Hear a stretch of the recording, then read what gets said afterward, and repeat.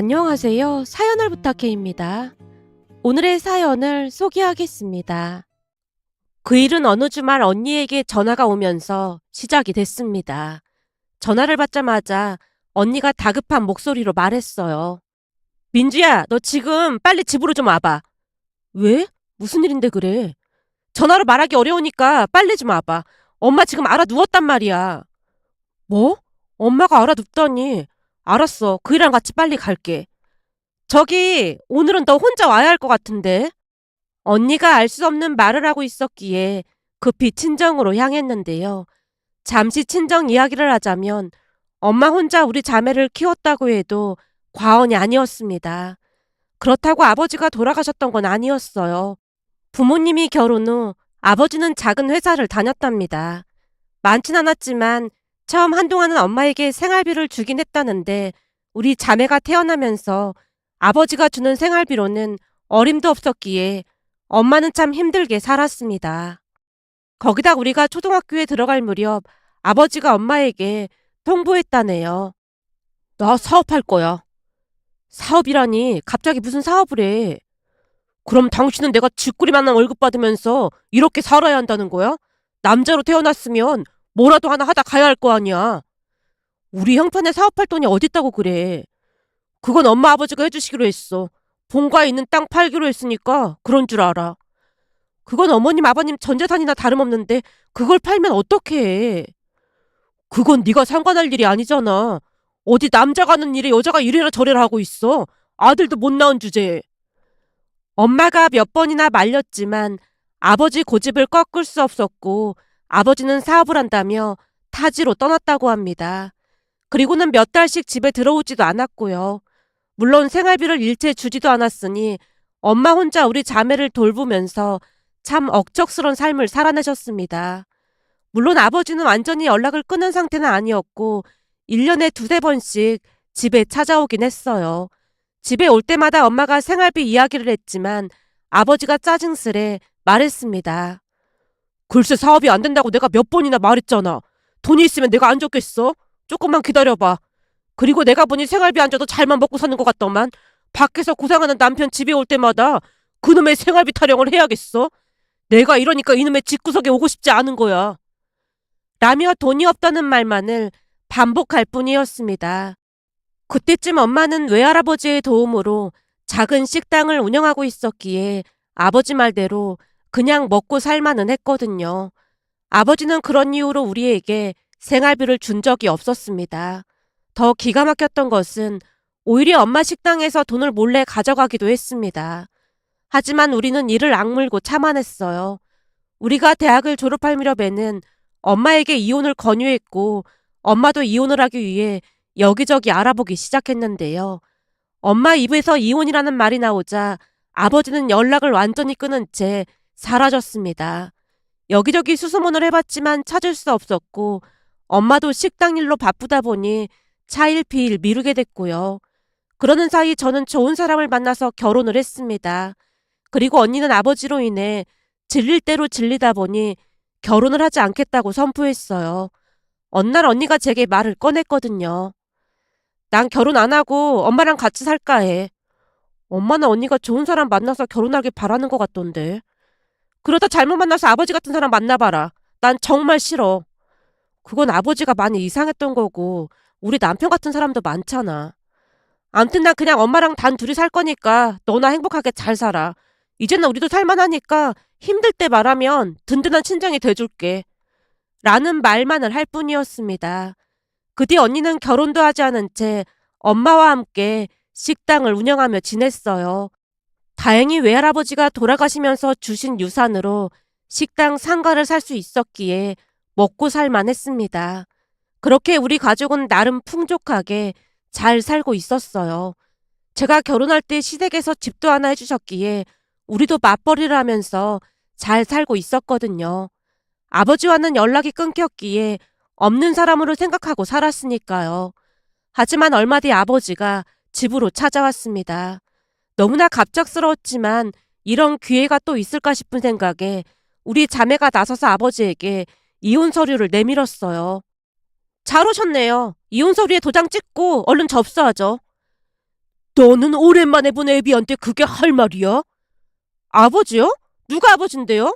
우리가 사는 동안 단 한순간도 아버지가 없었는데 갑자기 나타나서 아버지? 대체 누가 아버지라는 거예요? 그래서 아버지라는 사람이 딸 결혼식에도 참석을 안 했어요? 다 필요 없으니까 이혼 서류에 도장 찍고 당장 나가세요. 언니가 이성을 잃은 채 아버지를 향해 소리쳤는데요. 더 심한 말을 할 수도 있었지만 많이 참는 듯해 보였어요. 저 또한 아버지에게 쏘아붙였습니다.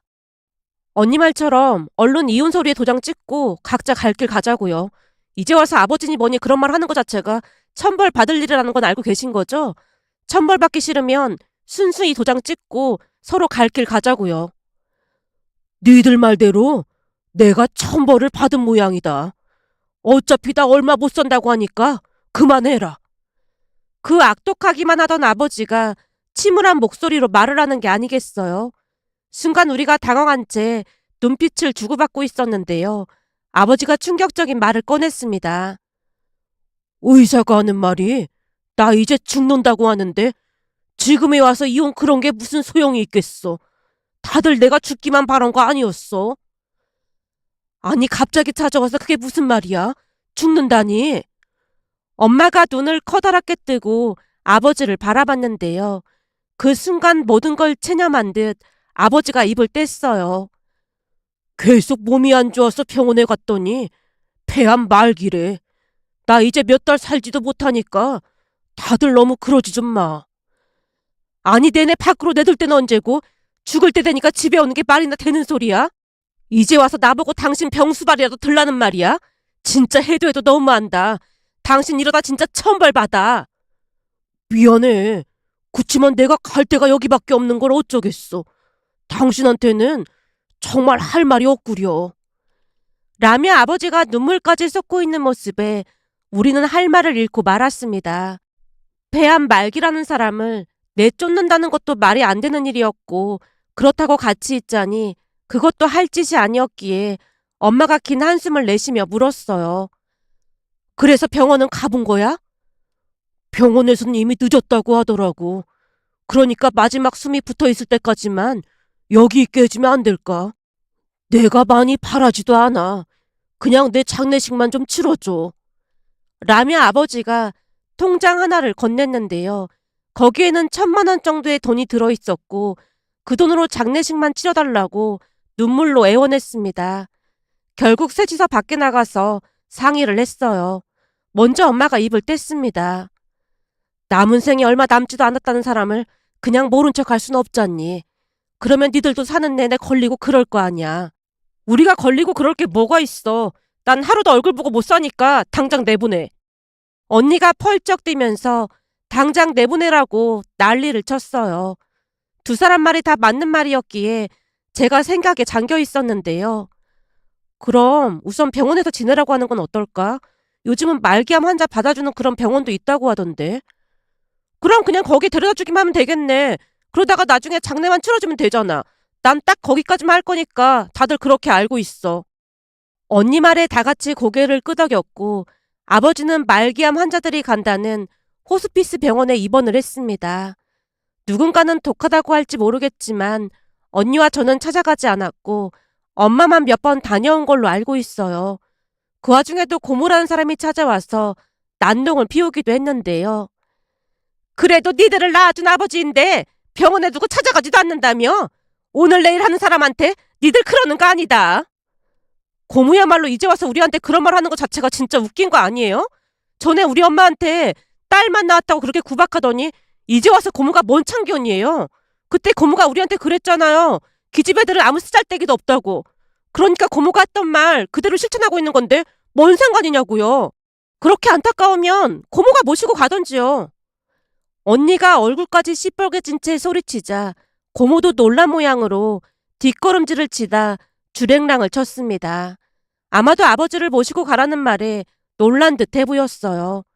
그런 사람들이 가족이라는 것에 치가 떨릴 지경이었습니다. 그렇게 얼마 뒤 아버지는 세상을 떠났습니다. 장례식장을 지키고 싶지도 않았지만 엄마가 조용히 설득했어요. 그래도 저 사람 때문에 니들이 태어난 건 맞잖니. 난 니들 없었으면 하루도 못 살았을 거야. 그러니까 마지막 가는 길 장례는 잘 치러주자. 라는 말에 우리 자매는 조용히 장례식장을 지켰습니다. 그런데 그 뒤 기가 막힌 일이 일어날 줄 누가 알았겠어요. 그날 언니의 전화를 받고 급히 친정으로 뛰어갔는데요. 언니가 기가 막힌 말을 꺼냈어요. 진짜 대단한 사람이네. 죽어서도 우리를 괴롭힐 작정인 거야. 그게 무슨 소리야? 죽어서도 괴롭힌다니? 진짜 아버지란 사람이 어쩜 이럴 수가 있다니? 우리 엄마 불쌍해서 어떡해. 대체 무슨 말이냐니까? 라는 물음에 언니가 그날 있었던 이야기를 해줬는데요. 주말 아침부터 초인종 소리가 울려서 문을 열었더니 어떤 아줌마랑 젊은 남자가 서 있더랍니다. 여기가 김영실 씨 집 맞죠? 누구시죠? 나 이영배 아내 되는 사람입니다. 아줌마 입에서 믿기 힘든 말이 쏟아져 나왔다네요. 지금 뭐라고 하셨어요? 이영배 씨 아내요? 예, 내가 이영배 아내 되는 사람입니다. 그리고 여기는 세상에 하나밖에 없는 이영배 아들이고요. 저기 무슨 말씀을 하시는 건지 잘 모르겠으니까 우리한테 이러지 마시고 그만 돌아가세요. 너무나 놀란 나머지 언니가 그 둘을 밀어내려고 했다는데요. 그 아줌마가 큰 소리를 쳤다네요. 이거 왜 이래요? 내가 지금 말했잖아. 내가 그쪽 아버지 아내라고.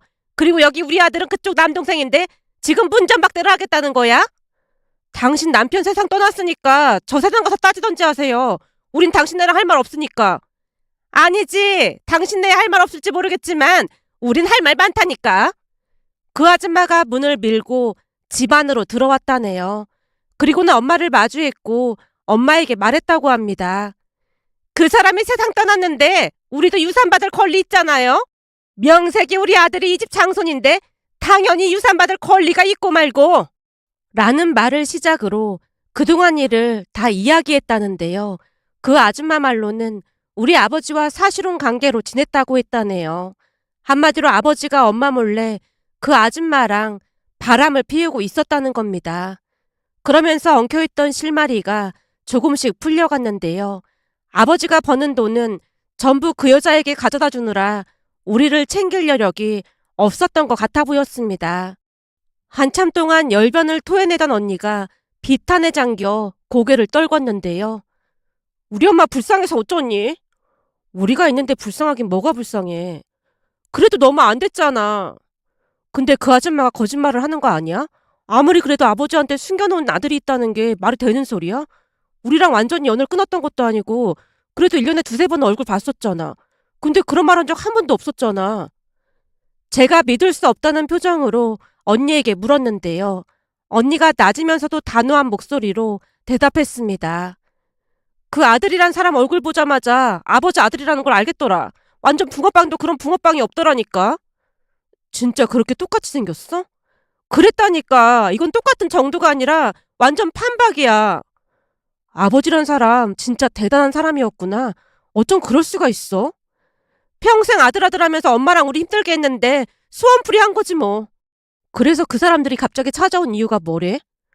유전자 검사한 것까지 가지고 와서는 아버지 유산상속 받겠다고 하더라고. 뭐? 아버지 유산상속이라니. 그게 무슨 말 같지도 않은 소리야. 그러니까 나도 어이가 없어서 너를 부른 거잖아. 진짜 기가 막혀서 말이 안 나오네. 뭐? 유산상속? 아버지한테 돈이 어딨다고 유산상속이야? 저도 모르게 자리에서 일어난 채 소리치고 있었는데요. 언니가 더욱 기가 막힌 말을 꺼냈습니다. 그것뿐만이 아니야. 아버지란 사람 말이야. 내내 그 사람들이랑 같이 살다가 폐암 말기라고 하니까 우리 집에 찾아온 거야. 그러니까 힘든 일은 전부 우리한테 떠맡길 심산이었던 거지. 그렇게 바라던 아들이 있는데 왜 여기로 온 거야? 내가 보니 아프니까 그쪽에서 내쫓은 게 아닌가 싶어. 아까도 들어보니까 하는 말이 아버지한테 매달 돈을 받다가 갑자기 돈이 안 들어와서 확인해봤더니 세상을 떠났다고 하더래. 그런 말도 안 되는 소리를 하고 있더라니까. 지금 그게 말이 된다고 생각해? 물론 나도 전혀 말이 안 된다고 생각하지. 그래놓고는 우리가 잘 사는 것 같으니까 돈 뜯어내려고 저러고 있는 거야. 근데 아버지가 남긴 유산이 있긴 한 거야? 아버지가 남긴 유산이 문제가 아니라 엄마 재산까지 노리고 찾아왔더라니까. 라며 언니가 답답하다는 듯이 손으로 부채질을 했습니다. 엄마 재산을 그 사람들이 왜 노려? 이건 순전히 엄마 재산인데. 그 여자 말로는 엄마랑 아버지가 부부로 돼 있어서 그 여자 아들한테도 지분이 있다고 하더라고. 소송도 불사하겠다고 하면서 일부라도 주면 소송은 안 하겠다고 하더라니까. 진짜 미치겠네. 아무튼 그 여자 말로는 그래. 상가가 엄마 이름으로 되어 있는 것도 알고 있더라니까. 그게 다 아버지가 준 돈으로 한 거 아니냐면서 따져묻는데 진짜 과거는 아니었어. 그이랑 상의해야지. 안 되겠다. 제부한테 말하는 건 좀 그렇지 않을까? 그 사람도 가족인데 그럴 게 뭐가 있어. 그리고 우리가 법적인 걸 하나도 모르니까 그이한테 물어보는 게 맞는 거지. 남편 친구 중에 회계사가 있거든. 혹시 모르니까 알아보라고 할게. 근데 내가 보기엔 그 여자가 그냥 헛소리 하는 것 같아. 아버지가 남긴 재산이라고는 그 1,000만 원이 전부였잖아. 그것도 병원비에다 장례식 비용으로 다 썼고 말이야. 그러니까 너무 걱정하지 마. 라며 언니를 안심시키긴 했지만 저도 걱정이 되긴 마찬가지였습니다. 아버지와 유전자 검사를 했다면 분명히 배다른 동생이 맞았기에 앞으로 법적으로 어떻게 되는 것인지 제대로 알지는 못했거든요. 결국 집에 돌아가자마자 남편에게 사실대로 털어놨더니 남편이 입을 다물지 못했어요. 뭐? 장인어른한테 혼의 자식이 있었단 말이야? 우리도 모르고 있었는데 그렇다고 하더라고. 진짜 끝까지 우리를 괴롭힌다니까. 아버지라고 부르고 싶지도 않지만 그래도 어떻게 되는 건지 알긴 해야 하니까 당신한테 부탁 좀 할게. 사실 언니는 창피하다고 당신한테 말하지 말라고 하는데 당신도 알 건 알아야 하잖아. 당연하지. 내가 한번 알아볼게. 근데 나도 자세히는 모르지만 장인어른이 남긴 게 없어서 해당이 안 될 것 같긴 해. 우리도 그럴 것 같긴 한데 그 여자가 변호사 명함까지 주고 가면서 법대로 한다고 큰 소리를 쳤다고 하더라고. 그 변호사가 법대로 하면 돈을 받을 수 있다고 했다면서 말이야. 그래? 아무튼 내가 한번 확인해 볼게. 라며 남편이 여기저기 알아보기 시작했습니다. 그 와중에 그 아줌마가 또다시 찾아온다는 말에 언니와 함께 그 여자를 만나러 갔는데요. 여자가 너무나 뻔뻔하게 말했어요. 내가 들어보니까 상가랑 집이 형님 명의로 되어 있다고 하던데 알아서 떼주면 조용히 끝낼 수도 있어. 형님이라니요? 누가 당신 형님이에요? 남편이 같은데 당연히 나한테는 형님이지. 그럼 내가 뭐라고 불러야 하는데? 다 필요 없고 상가랑 아파트 살 때 아버지 돈 10원 한 푼 안 들어갔으니까 귀찮게 하지 말고 그만해요. 그리고 그쪽이랑 사실혼 관계였다면서요. 그럼 우리 집에는 1년에 두세 번 온 게 전부라는 거 그쪽이 더 잘할 거 아니에요. 아버지가 버는 돈 전부 그쪽한테 가져다 줬을 텐데 왜 우리한테 이러는 거예요? 그야 우리는 모르는 일이고 거기다 우리 창맨이가 이 집 장손인데 이런 대접을 해야겠어? 당신이야말로 얼굴이 얼마나 두꺼우면 바람 피워서 낳은 아들을 데리고 본처한테 찾아와서 행패를 부릴 생각을 해? 당신이 그러고도 사람이야? 니들이 이렇게 나와봐야 아무 소용도 없어. 우리 창민이가 니들 아버지 아들이 확실하니까 한번 해볼 만큼 해보던지. 니들이 원한다면 니들하고 유전자 검사도 해줄 수 있으니까 언제든지 말만 해. 라며 오히려 우리를 비웃다 가버렸습니다. 그 뒤 우리 자매는 남편과 함께 법적인 부분을 알아보러 다녔는데요. 물론 우리 재산을 그 사람들에게 주지 않아도 된다는 것을 알고는 있었지만 모든 것을 확실하게 할 필요가 있었으니까요. 결국 상속 전문 변호사를 찾아가서 전문적인 상담을 받았고 얼마 뒤 변호사를 대동한 뒤 그 모자를 만나러 갔습니다. 그 여자에게 변호사가 명함을 한 장 건네며 변호사라는 것을 밝히자 여자가 뒷걸음질을 쳤어요. 그 모습에 어찌나 어이가 없던지 혀를 차고 말았습니다. 잠시 후 자리에 앉아서 이야기를 했고 여자가 다시 우겨대기 시작했어요. 우리 창민이도 이 집 자식인데 당연히 유산 상속을 받는 게 맞는 거잖아요. 우리 창민이는 집도 절도 없이 사는데 저 사람들만 잘 사는 건 말이 안 되는 거잖아요. 사실 나도 창민이 아빠한테 속아서 창민이 낳은 거예요. 한마디로 피해자라 그 말입니다. 그래서 그동안 이영배 씨께서 생활비랑 다 지원해 주신 거 아닙니까? 그러는 동안 여기 이분들은 어렵게 사신 거고요. 나 몰래 본처한테 빼돌리고 그랬을 수도 있는 건데 내가 그걸 어떻게 합니까? 그랬으니 상가의 집까지 가지고 있는 거 아니겠어? 그 인간이 우리 몰래 본처한테 다 빼돌린 거라니까. 여자가 격분한 채 떠들어댔고 변호사가 여러 증거들을 보여줬습니다. 그래서 우리가 이렇게 증거를 가지고 왔습니다. 우선 통장 내역에는 돌아가신 이영배 씨에게 받은 게 없다는 말이 맞을 것 같고요. 그리고 이건 여기 첫째 따님이 등록금 때문에 급해서 아버지한테 연락을 한 건데 이것도 돈이 없다고 하시면서 모른 척 하셨더라고요. 따님이 얼마나 한이 맺혔으면 이 문자 메시지를 사진까지 찍어서 따로 보관을 해놨겠습니까? 이것도 증거 자료로 쓰일 수 있으니까 알고 계세요. 그런 건 난 모르겠고 그 유류분 청구? 그거 할 수 있다며. 우리는 그거 청구할 생각이니까 그런 줄 알고 있어. 당신들만 변호사 만난 줄 알아? 나도 변호사한테 다 물어봤거든. 우리 변호사 말이 유류분 청구 소송할 수 있다고 하니까 나도 그거 할 생각이니까 그런 줄 알고 있어. 여자가 유류분 청구라는 말에 힘을 주어 변호사에게 소리치고 있었는데요. 그때 문득 들었던 생각이 어쩌면 여자가 아무것도 모르고 그냥 우겨대고 있다는 생각이 들었습니다. 역시나 변호사도 그 부분을 놓치지 않고 따져 물었습니다. 혹시 그쪽 변호사라는 분 진짜 변호사는 맞는 거죠? 그게 무슨 소리야? 아니면 제대로 설명을 한 게 맞긴 한 겁니까? 이런 상황에서도 유리분 청구를 할 수 있다고 한 게 맞냐고요.